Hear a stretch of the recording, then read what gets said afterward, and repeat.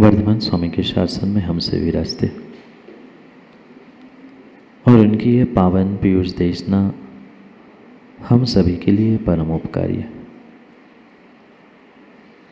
अनादिकाल से हमारी इस आत्मा में जो जन्म, जरा और मृत्यु रूपी रोग लगे, उन रोगों का उपशमन करने वाली कोई परम औषधि है, तब एकमात्र यह जिनवाणी है। भव्यात्मा, शायद आप सभी की आंखें अच्छी है क्या? आपकी नहीं, अधिकांश संसार में सबकी आंखें सुनील भाई अच्छी होती है, पर आँख अच्छी होने से, आँख सही होने से काम नहीं होता। आँखों के साथ दृष्टि भी सही होना जरूरी है। यूँ देखा जाए तो आँखें तो अधिकांश लोगों की सही होती है, ठीक होती है, अच्छी होती है, पर अध्यक्ष जी विरले ही जीव होते हैं जिनकी दृष्टि भी सही होती। माँ, आप सोच रहे होंगे कि आँख सही है और दृष्टि सही नहीं, ऐसे कैसे? क्योंकि आँख तो मात्र चर्म चक्षु है, जो मात्र और मात्र बाहर के ही किसी घटनाक्रम को, वस्तु को दिखाने के लिए निमित्त बनती है। पर ऐसा क्यों हुआ, ऐसा क्या हुआ, ऐसा कैसे हुआ, ये समझने वाली कुछ है तो वह व्यक्ति की दृष्टि है। और यही दृष्टि व्यक्ति को आज ठीक करने की आवश्यकता है। जैसे आजकल पंकज भाई चश्मे में बायफोकल लेंस आते हैं, समझ रहे हैं ना आप लोग? डबल लेंस एक साथ आते हैं। पहले 2 चश्मे लगाने पड़ते थे, पास का देखने के लिए, दूर का देखने के लिए। आज एक ही चश्मे में ये बायफोकल लेंस होती है, बाय यानी डबल, जो दूर का भी और पास का भी एक साथ दिखाती है। थोड़ा सा दृष्टि को ऊपर कर लो तो दूर का दिखता है, और थोड़ा सा नीचे कर लो तो पास का दिखता है। मात्र रेलवे आँखों पे ही नहीं, व्यक्ति के दिलो दिमाग में भी ये बायफोकल लेंस की दृष्टि लगाने की आवश्यकता। आंखें खराब हो गई, व्यक्ति ने चश्मा लगा लिया, बायफोकल लेंस लगा ली, दूर का दिखने लगा, पास का दिखने लगा, पर सही मायने में बताना, क्या आज के इंसान को अपने पास के इंसान और दूर के इंसान दिख रहे हैं? अपना स्वार्थ सिद्ध करने की बात में अलग है, पर हकीकत में हमें समझना है, क्योंकि जब तक हमारी दृष्टि सही नहीं होगी तब तक हमेशा और हमेशा हम सृष्टि में कहीं न कहीं कमियां और गलती खोजते रहेंगे। हर इंसान चाहता है कि मेरी आसपास की सृष्टि ठीक हो जाए, मैं जहाँ रहता हूँ वो समाज का हर व्यक्ति ठीक हो जाए, घर परिवार का हर सदस्य अच्छे से बर्ताव करे। पर ज्ञानी, ये सृष्टि क्यों नहीं बदल रही है? हर स्थान, हर नगर, हर घर, हर समाज में दुख, परेशानी, कष्ट, समस्याएं दिख रही। क्यों?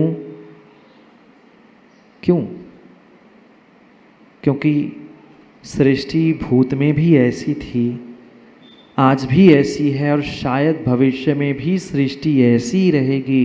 पर जिन जीवों ने इस सृष्टि में रहते रहते अपनी दृष्टि को बदल दिया है, दृष्टि को बायफोकल कर लिया है, डबल कर दिया है, वो ही इस संसार के दुखों से, कष्टों से बचते हुए अपना बेड़ा पार करके हुए निकल गए।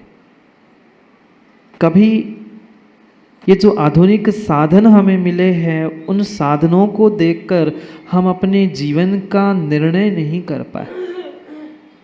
बहुतायात आज श्रावकों को, बहुतायात आज मनुष्यों को ये डबल लेंस मतलब बायफोकल लेंस के चश्मे लगे, पर माँ मात्र आँखों पे चश्मों की आवश्यकता नहीं है, हमारे सोच पे भी इस बायफोकल लेंस की आवश्यकता है। समय आने पर हम दूर का भी देख पाए, समय आने पर नज़दीक का भी देख पाए, समय आने पर दोनों को भी हम देख पाए। यही कला हम जीवन जीते जीने की सीखने की आवश्यकता है। जैसे दूर की वस्तु पर वस्तु को हम निहारना जानते हैं, ऐसे स्व वस्तु को भी, और जैसे अपने आप को देख रहे हैं ज्ञानी, वैसे ही दूसरों को भी देखने की दृष्टि अगर मेरे पास नहीं आ रही है, तब तक विश्वास मानना देशपाल जी, कितनी ही सृष्टि बदल जाए, पुनः चौथा काल नहीं तीसरा काल भी सामने क्यों ना आ जाए, पर मेरा कल्याण हो जरूरी नहीं है। मेरा कल्याण हो जरूरी नहीं है। जितने कल्याण करके चले गए, जितना अपना कल्याण करके चले गए हैं, वे प्रत्येक जीव सृष्टि को बदलने का, जगत को बदलने का, ब्रह्मांड को, समाज को, देश को, घर को बदलने का प्रयास नहीं, वे निज को बदलने का प्रयास कर चुके। और प्रयास नहीं, उन्होंने निज को बदल भी लिया, तभी वे सृष्टि में शिरोमणि बनकर बैठे, परमात्मा बनकर बैठे हैं, अरिहंत सिद्ध बनकर बैठे हैं। कैसी कैसी कैसी विडंबना है माँ, एक इंसान आपके ही कुल में जन्म लेता है, आप जैसा इंसान बनता है, वो परमात्मा भगवान बन जाता है, और आज इंसान के रूप में जन्मा हुआ इंसान मैं रुक गया था, आप लोगों ने बोला नहीं बन पा रहा है। हकीकत है। ये श्रेष्ठ कुल, श्रेष्ठ धर्म, सच्चे देवशास्त्र गुरु, श्रेष्ठ से श्रेष्ठ निमित्त मिले, सब कुछ मिलने के बाद भी, सब साधन मिलने के बाद भी हम कितनी साधना कर रहे हैं, कितनी आराधना कर रहे हैं, और ज्ञानियों कितनी विराधना कर रहे हैं। नहीं कर रहे विराधना। देव शास्त्र गुरु के समीप पहुंचने के बाद भी माँ हमारी विराधना कम नहीं हो पा रही है। दुनिया के नज़रों में तो हम आराधक बने हैं, दुनिया के नज़रों में तो हम बहुत बड़ी आराधना कर रहे हैं, बहुत बड़ा पूजन क्रियाकांड, धर्मात्मा बनने का हर पल हर क्षण पुरुषार्थ कर रहे हैं, पर अपने पास वाली लेंस से, अपने उस बायफोकल लेंस के नीचे वाले हिस्से से अपने भीतर झांक के देख लेना, क्या सही में मैं आराधक हूँ कि विराधक हूँ। जितनी आराधना ज्ञानी आज तक नहीं की है, विश्वास मानो, जितनी आराधना आज तक नहीं की है, उससे कई अधिक गुना आराधना के नाम पर हम विराधना करने के लिए तत्पर है। इस पंचम काल में, इस खोटे काल में कुछ कर पाओ नहीं कर पाओ, पर ज्ञानियों कम से कम विराधना से बचो। नहीं कर पा रहे बहुत बड़ी आराधना, नहीं कर पा रहे बहुत बड़ा तप, नहीं धारण कर पा रहे चारित्र, नहीं धारण कर पा रहे हैं श्रेष्ठ कार्य, पर कम से कम इन आराधना के समय में, आराधना को मिली हुई इस पर्याय में विराधना से बचने का प्रयास करना। हर इंसान कहीं न कहीं मात्र दूर का देखने के चक्कर में, कल का देखने के चक्कर में आज को खराब कर रहा है, क्योंकि दूर का चश्मा लगा है, दूरबीन लेकर इंसान चल रहा है। मैं आगे का देखूं, कल का देखूं, भविष्य का देखूं।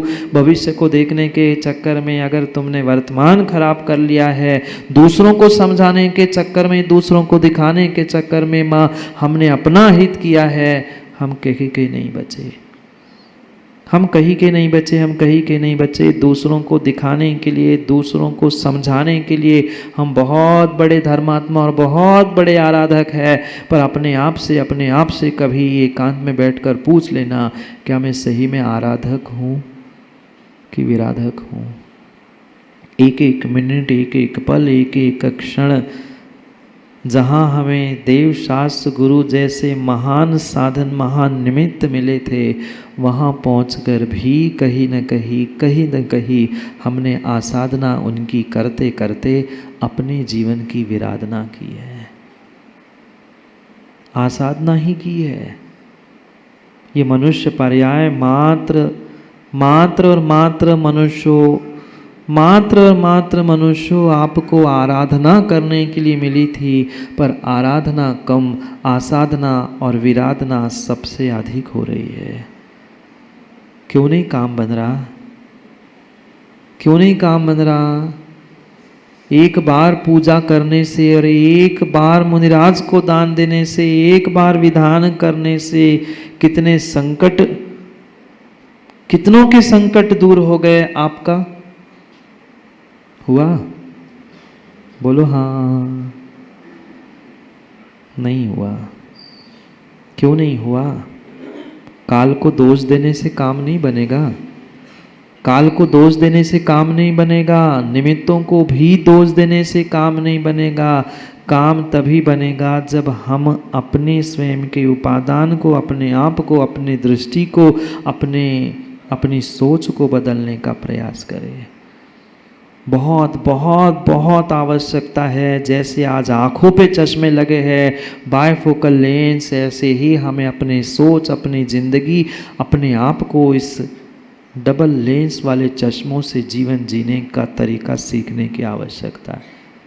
कब हम अपने भीतर देखें, कब हम आज में देखें, कब हम कल में देखें, कब हम कैसे बर्ताव करें, ये बहुत बहुत बहुत आवश्यक है। क्योंकि दृष्टि बदले बिना तुम्हारी सृष्टि बदलने वाली नहीं है, तुम्हारा जीवन बदलने वाला नहीं है।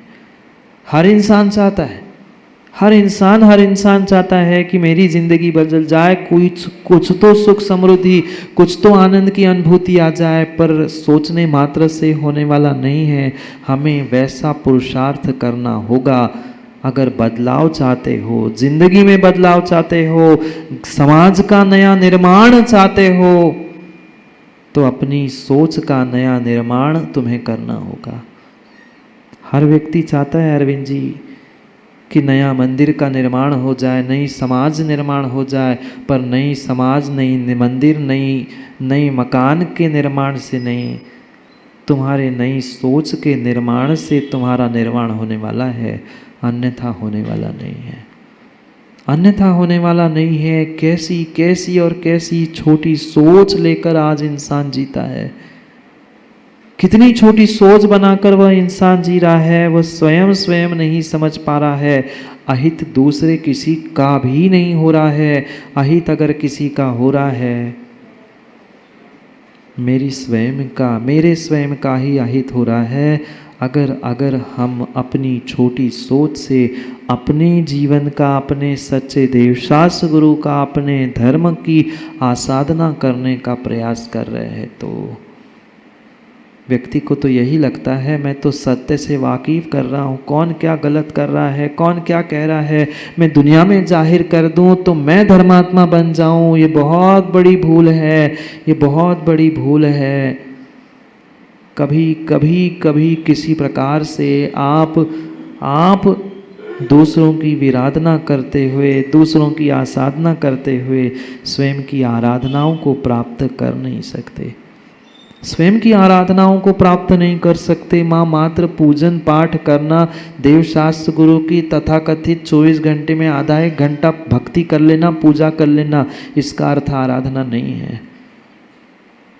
नहीं है। ये भी एक प्रकार की आराधना है श्रावकों की अपेक्षा से, पर यह आराधना अंतिम समय में काम में नहीं आने वाली। जो तुम्हारे समाधि मरण को देते हुए तुम्हारी मनुष्य पर्याय को धन्य करने वाली आराधना आचार्य भगवंतों ने 4 प्रकार की समझाई है। 4 प्रकार की आराधनाएं समझाई है। कहने के लिए और याद करने के लिए, रटने के लिए हमने उन चारों आराधनाओं को याद कर लिया है। माँ 4 आराधना जानते हैं ना? सम्यक दर्शन, सम्यक ज्ञान, सम्यक चारित्र और सम्यक तप। नाम हमें सबको याद है, नाम हमें सबको याद है, पर काम उसके प्रति हमने कितनी समर्पण भाव से करने का प्रयास कर। क्योंकि दृष्टि में ही आराधना होती है, सोच में ही आराधना होती है, दृष्टि में ही विराधना होती है, और दृष्टि में ही आसाधना भी होती है। बहुत अंतर नहीं है। आराधना और आसाधना एक मात्र डंडी का अंतर है। आराधना और आसाधना। आराधना भी आप कर रहे हो और आराधना करते करते सबसे अधिक आसाधना कर रहे हो और दूसरों की छोड़ दो। मैं तो कहता हूँ देव शास्त्र गुरु की भी एक क्षण के लिए विराधना और आसाधना का छोड़ दो। क्या मैं जीव द्रव्य नहीं हूँ? अगर मैं अपने आप में जीव द्रव्य हूँ, मैं जैन कुल में जन्मा हूँ, मैं जैन कुल में जन्मा हूँ, मैं जिनेंद्र भगवान का भक्त हूँ, मैं सच्चे देव शास्त्र गुरु का भक्त हूँ, तो मैं किसी के साथ कुछ भी करूँ, पर मैं अपने साथ भी तो बहुत बड़ी आसाधना, अपने जीवन की अपनी आसाधना और विराधना करने में तत्पर हूँ। कितनी बड़ी असमंजस की स्थिति में आज का इंसान, आज का धर्मात्मा बैठा है। करूँ तो क्या करूँ, करूँ तो क्या करूँ, सोचते पूरी जिंदगी निकल गई।